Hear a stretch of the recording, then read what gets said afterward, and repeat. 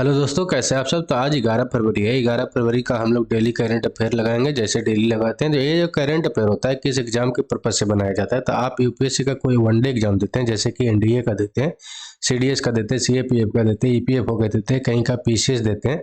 जैसे कि अभी झारखंड का भी पीसीएस आ गया, एमपी का भी आ गया, यूपी का भी आ गया, बिहार का भी पीसीएस आने वाला है। हम लोग जानते हैं कि पीसीएस में बहुत ज़्यादा करंट अफेयर पूछा जाता है, वेटेज करंट अफेयर का ज़्यादा होता है। तो उसके लिए महत्वपूर्ण साबित होगा बैंक का, एसएससी, रेलवे, कोई भी एग्जाम देते हैं, अगर उसमें करंट अफेयर पूछा जाता है तो उसके लिए महत्वपूर्ण साबित होता है। साथ ही साथ हम लोग करंट अफेयर का जो भी बैकग्राउंड में बनता है क्वेश्चन, वो भी हम लोग सोल्व कर लेते हैं, देख लेते हैं बैकग्राउंड भी, ताकि अपना स्टैटिक्स का भी पोर्शन कंप्लीट होते चले। अगर इसका पीडीएफ चाहिए तो क्या करना है कि टेलीग्राम का लिंक दिया होता है डिस्क्रिप्शन में, वहाँ से आप टेलीग्राम ज्वाइन कर लीजिएगा। और वीकली क्या होता है कि सैटरडे या संडे को सारा पीडीएफ डाल दिया जाता है, तो पीडीएफ यहाँ से आप डाउनलोड कर सकते हैं। तो चलिए आज का क्लास हम लोग शुरू करते हैं। वीडियो अच्छा लगेगा तो लाइक करिएगा, कमेंट करके, शेयर करके, सब्सक्राइब करके बेल आइकन दबा दीजिएगा, ताकि आपके पास नोटिफिकेशन टाइम टू टाइम पहुँचता रहे। तो जो सबसे पहला क्वेश्चन क्या है कि डॉक्टर एमएस स्वामीनाथन जो है उनको भारत रत्न देने के लिए बोला गया है इंडियन गवर्नमेंट के थ्रू। तो किस क्षेत्र में प्रसिद्ध व्यक्ति थे, ये आपको बताना है। तो कृषि के क्षेत्र में थे, या पत्रकारिता के क्षेत्र में थे, या अभिनव के क्षेत्र में थे, या चिकित्सा के क्षेत्र में थे। तो हम लोग जानते हैं कि डॉक्टर एमएस स्वामीनाथन को हरित क्रांति का जनक बोला जाता है, ग्रीन रेवोल्यूशन का फादर बोला जाता है। तो ये जो थे किस चीज में फेमस थे, किस क्षेत्र के प्रसिद्ध व्यक्ति थे। तो आपको याद रखना है कि एक कृषि के क्षेत्र में फेमस व्यक्ति थे, प्रसिद्ध व्यक्ति थे, ये बात आपको ध्यान में रखना है। इनका जन्म कब हुआ था? तो 1925 में, 7 अगस्त 1925 में हुआ था। कहाँ पे?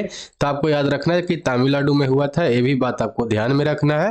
और 1960 के जो दशक था उसमें एक ग्रीन रेवोल्यूशन लाए थे। और सबसे पहले ग्रीन रेवोल्यूशन आया कहाँ था? तो आपको याद रखना है कि पंजाब में आया था, ये भी बात आपको ध्यान में रखना है। ठीक है, चलिए, ये कौन कौन से पद पे रह चुके थे, ये भी आपसे पूछ सकता है। तो भारतीय कृषि अनुसंधान परिषद का ये महानिदेशक रह चुके हैं। ठीक है, कृषि अनुसंधान और शिक्षा विभाग के सचिव भी रह चुके हैं। तो ये भी बात आपको ध्यान में रखना है। इनको तो दिया ही जाएगा, एमएस स्वामीनाथन को भारत रत्न। और किनको इनके साथ दिया जाएगा? तो आपको याद रखना है कि पीवी नरसिम्हा राव को और चौधरी चरण सिंह को भी दिया जाएगा, जो अपने कौन है? तो फॉर्मर प्राइम मिनिस्टर रह चुके हैं। ये भी बात आपको ध्यान में रखना है। और भारत रत्न जो होता है भारत का सर्वोच्च नागरिक पुरस्कार भी होता है, ये भी बात आपको ध्यान में रखना है इतना। ठीक है, चलिए अगला क्वेश्चन क्या है कि महाराष्ट्र सरकार ने स्वास्थ्य और शिक्षा जैसे क्षेत्रों में आर्टिफिशियल इंटेलिजेंस के उपयोग के लिए किसके साथ समझौता किया है, ये आपको बताना है। तो गूगल के साथ किया है, टेस्ला के साथ किया है, माइक्रोसॉफ्ट के साथ किया है, या मेटा के साथ किया है। मेटा अब फेसबुक का ही नाम हो गया, ये भी बात आपको याद रखना है।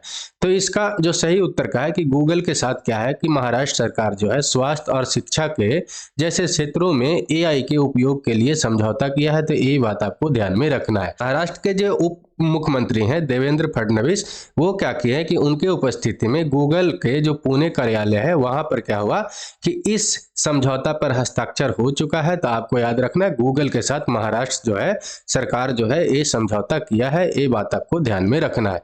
ठीक है, चलिए अगला क्वेश्चन क्या है कि भारत के साथ सैफ विमेंस अंडर 90 चैंपियन का संयुक्त विजेता किसे घोषित किया गया है।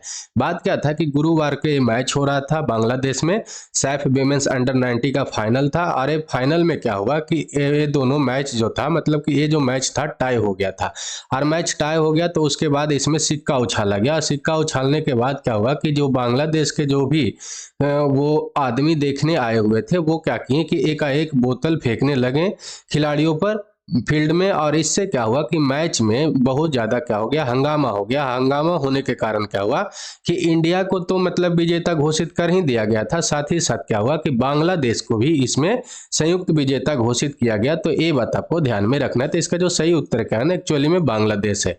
ठीक है, सैफ विमेंस अंडर 90 का जो संयुक्त विजेता भारत के साथ किसे दिया गया है? तो आपको याद रखना है कि बांग्लादेश को दिया गया है, ये बात आपको ध्यान में रखना है। अरे ऐसा क्यों किया गया? क्योंकि वहां पे मैच के दौरान क्या हो गया था कि विवाद हो गया था, जिस कारण से इसको दिया गया है। और ये जो मैच कहाँ पे हो रहा था? तो आपको याद रखना है कि ये बांग्लादेश में ही हो रहा था, ये भी बात आपको ध्यान में रखना है। सेमीफाइनल में क्या था ना कि जो इंडिया था भूटान को 10-0 से हराकर क्या हुआ था कि ये फाइनल में इंडिया गया था। तो ये भी बात आपको ध्यान में रखना है। ठीक है, चलिए अगला क्वेश्चन क्या है कि चेन्नई जो सुपर किंग्स है, सीएसके जो है, उसने ऑफिशियल स्पॉन्सर के तौर में किसके साथ समझौता किया है, ये आपको बताना है। इतिहाद एयरवेज के साथ किया है, टाटा ग्रुप के साथ किया है, सैमसंग के साथ किया है या कतर एयरवेज के साथ किया। तो इसका जो सही उत्तर क्या है कि इतिहाद एयरवेज के साथ किया है, ये बात आपको ध्यान में रखना है। यूएई का एक एयरवेज कंपनी है, एविएशन कंपनी है, जिसके साथ क्या किया है कि जो सीएसके है वो जो है ऑफिशियल स्पॉन्सर के तौर पर इससे समझौता किया है। तो ये बात आपको ध्यान में रखना है, ठीक है।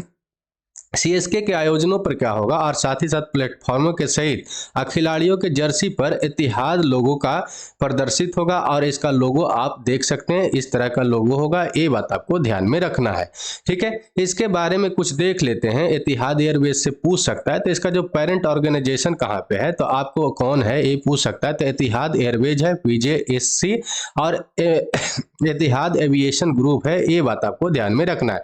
इसका हेडक्वार्टर कहाँ है ये पूछ सकता है। तो जो खलीफा सिटी है अबू धाबी में, यूनाइटेड अरब अमीरीत में है, ये बात आपको याद रखना। और इसका हब कहाँ पे है, तो जायद इंटरनेशनल एयरपोर्ट है, ये बात आपको ध्यान में रखना है।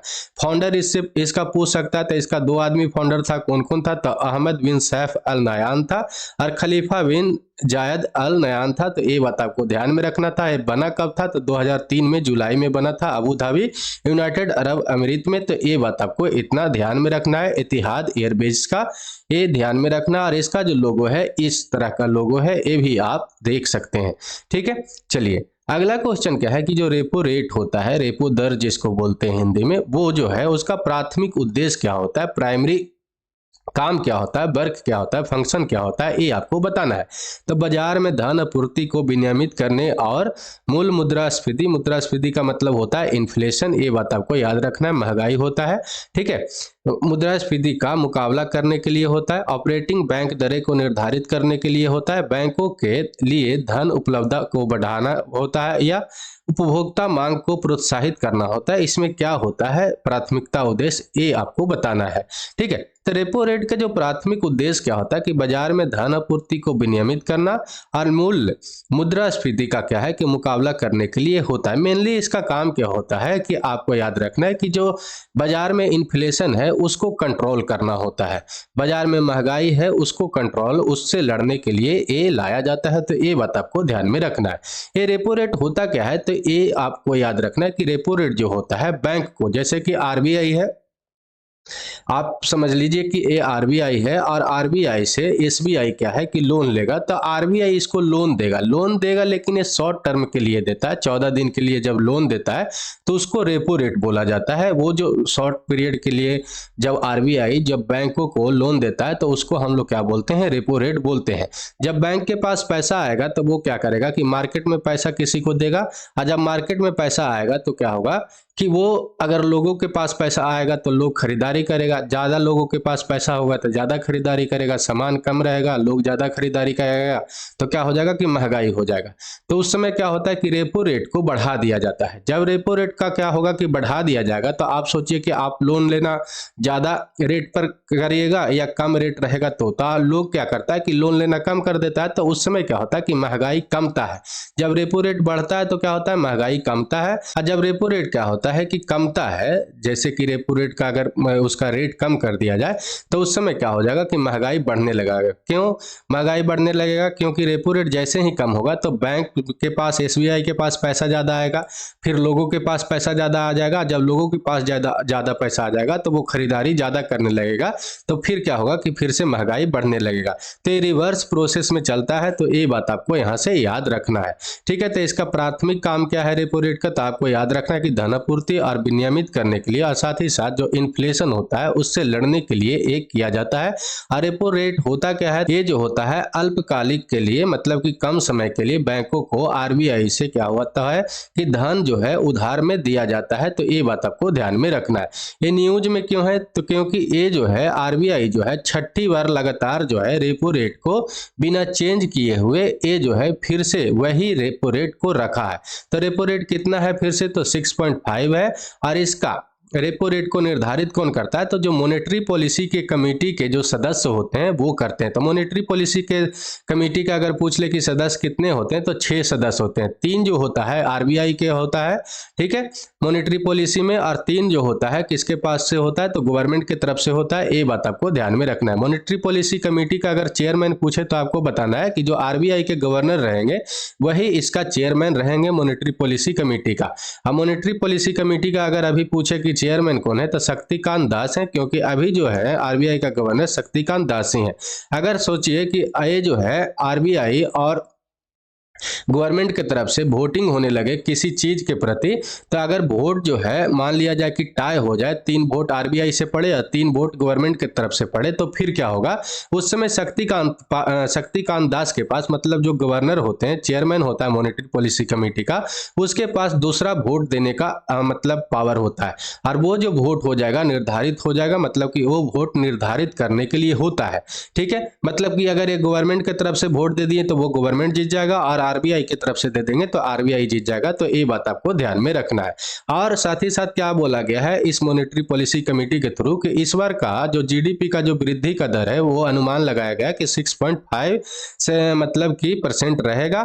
और मुद्रास्फीति जो अनुमान लगाया गया है, जो इन्फ्लेशन का अनुमान लगाया गया कि 5.4% अभी बरकरार रहेगा, ठीक है। मुद्रास्फीति जो इन्फ्लेशन है वो जो है मॉनेटरी पॉलिसी कमेटी के थ्रू बोला गया है कि कितना से कितना अगर इन्फ्लेशन रहेगा तो अच्छा माना जाएगा। तो आपको याद रखना है कि 2 से 6% तक अगर इन्फ्लेशन रहेगा तो अच्छा माना जाएगा, मतलब कि ये अभी कंट्रोल में है। ये बात आपको ध्यान में रखना है। अगर इसका चार्टेड में पढ़िएगा मॉनेटरी पॉलिसी के कमेटी के, तो वहां पर 4+-2 रहता है, जिसका मतलब क्या होता है कि 2 से 6% तक क्या होना चाहिए कि इन्फ्लेशन होना चाहिए। साथ ही साथ हम लोग आरबीआई के कुछ हिस्ट्री पढ़ लेते हैं। तो आरबीआई का जो फाउंडर कौन था? तो ब्रिटिश राज के द्वारा हुआ था, ब्रिटिश गवर्नमेंट के द्वारा हुआ था 1 अप्रैल 1935 में। कौन सा एक्ट से? तो आपको याद रखना है कि आरबीआई के जो एक्ट था 1934 के, उसके अनुसार से 1 अप्रैल 1935 का इसका स्थापना हुआ था। अभी गवर्नर पूछे तो शक्तिकांत दास है। हेडक्वार्टर कहाँ पे अभी है? तो मुंबई में है, महाराष्ट्र में, इंडिया में, ठीक है। लेकिन प्रारंभ में इसका हेडक्वार्टर कहाँ पे था? तो कोलकाता में था। लेकिन 1937 ईस्वी में इसको क्या कर दिया गया था कि मुंबई में इसका मतलब कि हेडक्वार्टर कर दिया गया था, जब से अभी मुंबई में ही है। ये भी बात आपको ध्यान में रखना है। ब्रिटिश राज जब इसका स्थापना किया था आरबीआई के, तो वो अपने लिए किया था, निजी स्वामित्व के लिए किया था।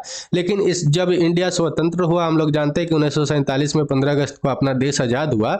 उसके बाद क्या हुआ कि 1 जनवरी 1949 को इसको नेशनलाइजेशन कर दिया गया, राष्ट्रीयकरण कर दिया गया, और ये क्या हो गया कि अपना देश का बैंकों का बैंक हो गया आरबीआई। तो ये बात आपको ध्यान में रखना है, ठीक है। चलिए अगला क्वेश्चन क्या है कि भारत और म्यांमार के संदर्भ में एफएमआर का अर्थ क्या है, ये आपको बताना है। तो फॉरेन मिनिस्ट्री रेजोल्यूशन है, या फ्री मूवमेंट रेजिम है, यहाँ पे रेजिम होगा, फेडरल मूवमेंट रजिस्ट्रेशन है, या फ्रंटियर मैनेजमेंट रेगुलेशन है। तो इसका जो सही उत्तर का है कि फ्री मूवमेंट रेजिम है। ये बात आपको ध्यान में रखना है। 8 फरवरी के अपने गृह मंत्री जो अमित शाह हैं वो क्या बोले हैं कि अब जो है फ्री मूवमेंट रेजिम जो है, मतलब कि पहले क्या होता था कि इंडिया की तरफ से म्यांमार की तरफ 16 किलोमीटर दूरी तक आप जा सकते हैं, और म्यांमार की तरफ से इंडिया की तरफ 16 किलोमीटर आ सकते हैं बिना किसी डॉक्यूमेंट्स का।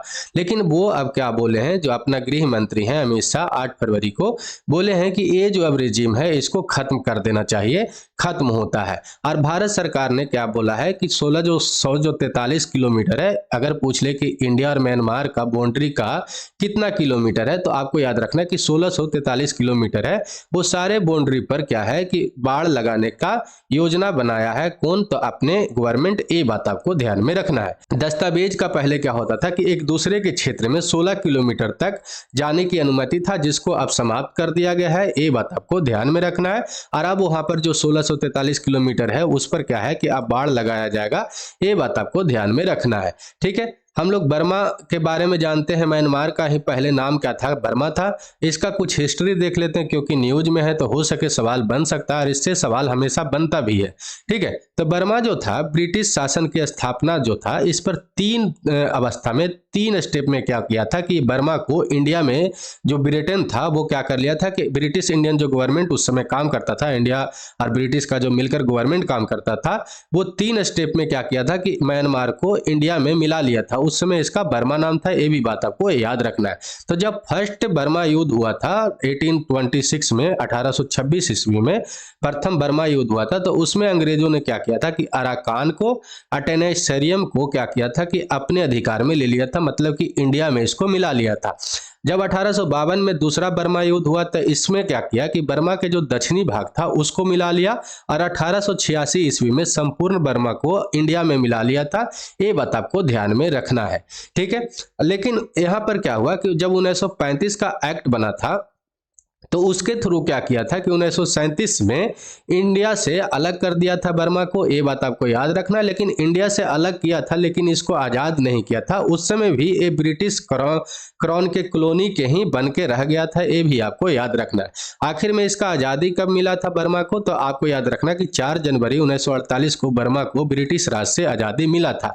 तो आपको इसमें याद में क्या रखना है कि 1935 के एक्ट से इंडिया से कब अलग हुआ था, तो 1937 में हुआ था। अब प्रथम बर्मा युद्ध कब हुआ था, तो 1826 ईस्वी में हुआ था, और दूसरा बर्मा युद्ध कब हुआ था, तो 1852 में।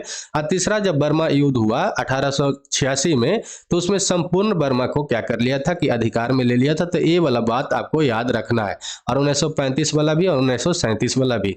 ठीक है, लेकिन अगर पूछ ले कि म्यांमार का ही पहले क्या नाम था, तो बर्मा नाम था।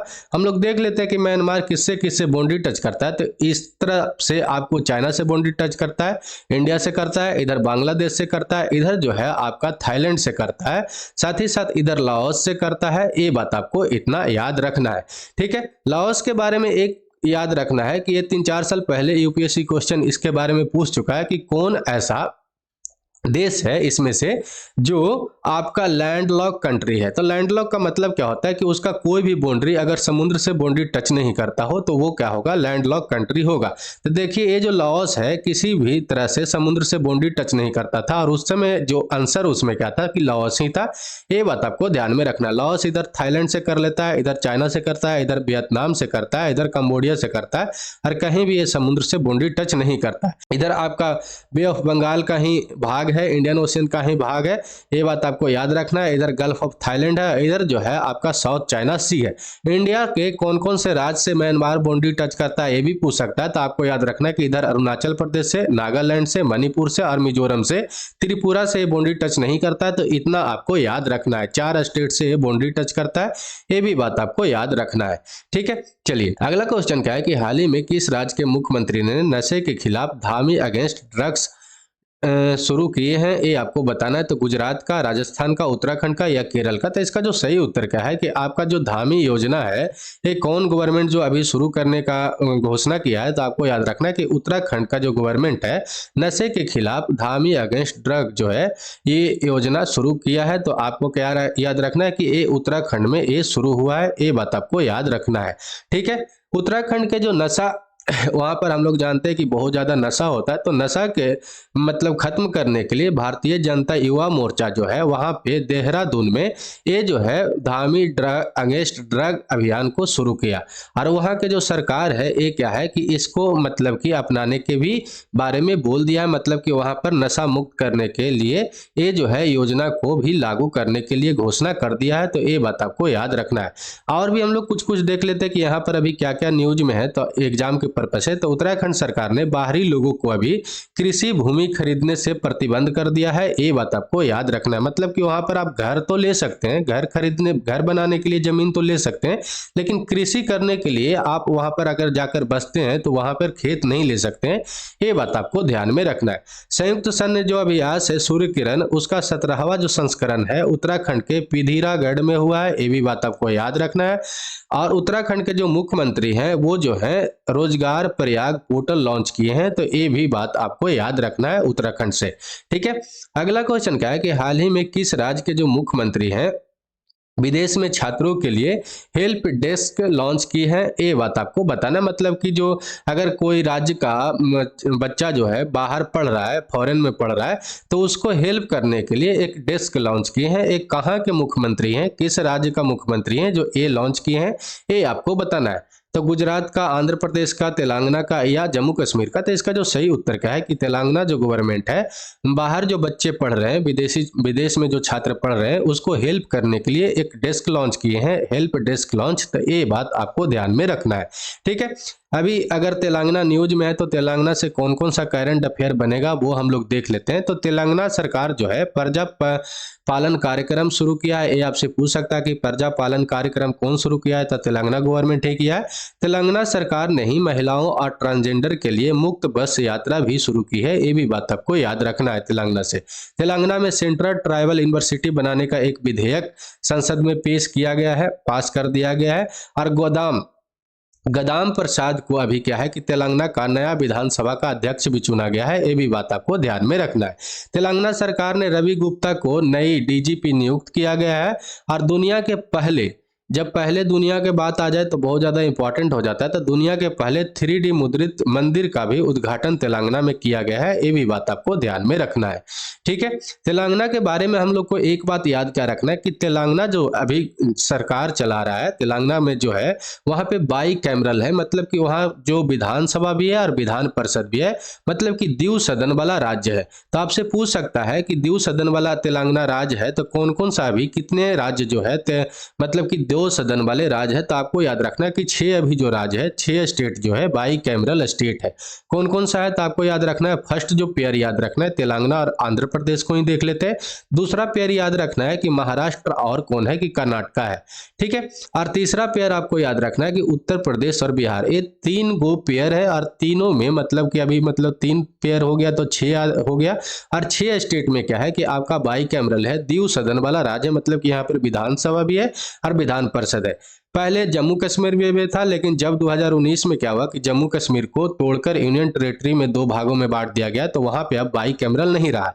तो आपको याद क्या क्या रखना है, तो महाराष्ट्र और कर्नाटका फर्स्ट पेयर, तेलंगाना और आंध्र प्रदेश दूसरा पेयर, और तीसरा पेयर उत्तर प्रदेश और बिहार। ये बात आपको यहाँ से याद रखना है, ठीक है। चलिए अगला क्वेश्चन क्या है कि हाल ही में फारूक नाजिकी का निधन हो गया, वो कौन थे ये आपको बताना। तो पत्रकार थे, कार्टूनिस्ट थे, भाषाविद थे या वैज्ञानिक थे। तो इसमें से कौन थे ये बात आपको बताना है फारूक। तो इसका जो सही उत्तर क्या है कि एक पत्रकार थे, ये बात आपको याद रखना है। कश्मीर के रहने वाले थे, ये भी बात आपको याद रखना है। ये वरिष्ठ पत्रकार और कवि और साहित्य अकादमी पुरस्कार से सम्मानित व्यक्ति थे, मोहम्मद फारूक नाजिकी। और इनका जो मृत्यु कहाँ पे हुआ है तो जम्मू कश्मीर के कटरा एक हॉस्पिटल में 6 फरवरी को इनका निधन हो गया। और 83 वर्ष के थे और पिछले कुछ दिनों से ये अस्वस्थ थे। ये बात आपको ध्यान में रखना है। इनका क्वेश्चन इंपॉर्टेंट क्यों बन सकता है, क्योंकि इनको साहित्य अकादमी पुरस्कार मिल चुका था और साथ ही साथ एक वरिष्ठ पत्रकार और कवि थे। और साथ ही साथ आपको याद क्या रखना है कि ये जम्मू कश्मीर से थे। तो जम्मू कश्मीर या नॉर्थ ईस्ट के जो भी व्यक्ति होते हैं या कुछ वहां पर जारी रहता है न्यूज में, तो उसका न्यूज जो होता है करंट अफेयर या कहीं पे भी बनाने में एग्जामिनर ज्यादा वो रुचि रखता है। तो ये बात आपको याद रखना है यहाँ से, ठीक है। चलिए अगला क्वेश्चन क्या है कि हाल ही में किस स्टेट या यूनियन टेरिटरी का मतलब जो गवर्नमेंट है वो किन्नरों के लिए बस जो है यात्रा मुक्त करने की घोषणा किया है। तो केरल का, दिल्ली का, गुजरात का या आंध्र प्रदेश का। तो इसका जो सही उत्तर क्या है कि दिल्ली गवर्नमेंट जो है अभी घोषणा किया है कि जो किन्नर लोग हैं उनको जो है बस यात्रा में मुक्त जो है करने की घोषणा कर दिया। मतलब वो कहीं पर भी दिल्ली का जो बस होगा वो फ्री में जा सकता है, एकदम फ्री सफर कर सकते हैं। ये बात आपको ध्यान में रखना है किन्नर समाज को, ठीक है। तो चलिए आज के लिए इतना ही। वीडियो अच्छा लगा हो तो लाइक करिएगा, कमेंट करके, शेयर करके, सब्सक्राइब करके बेल आइकन दबा दीजिएगा। तो जय हिंद, जय भारत।